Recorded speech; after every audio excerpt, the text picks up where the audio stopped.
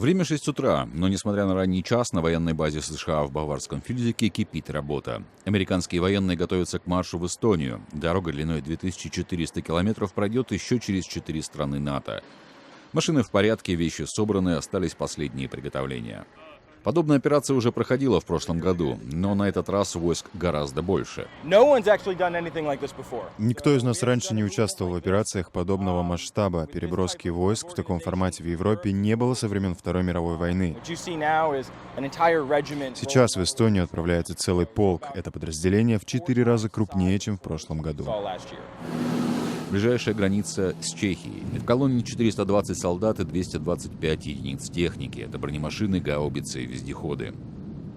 Россия обвиняет НАТО в провокации, утверждая, что это бряцание оружием у российских границ. Однако в НАТО миссию считают демонстрацией готовности встать на защиту восточных членов Альянса. Необходимость в подобном жесте возникла после российской агрессии в Украине.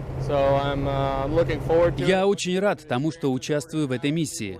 Я рассчитываю получить новый опыт, познакомиться с новыми людьми. Я рад возможности исполнить долг, поддержать наших союзников по НАТО и не допустить нападения противника.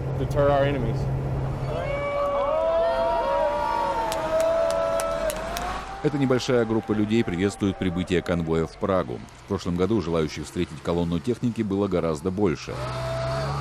Но никаких сомнений в важности американского военного присутствия у встречающих нет. Мы пришли, чтобы посмотреть на американскую армию, на войска наших союзников.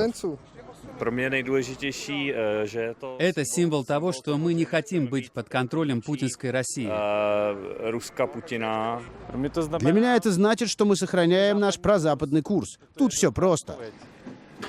Первый день движения военной колонны подошел к концу, но это только начало. Уже к середине июня в Эстонии, Латвии и Литве соберется 10-тысячная армия союзников. Учения «Сабельный удар» пройдут на земле, на море и в воздухе.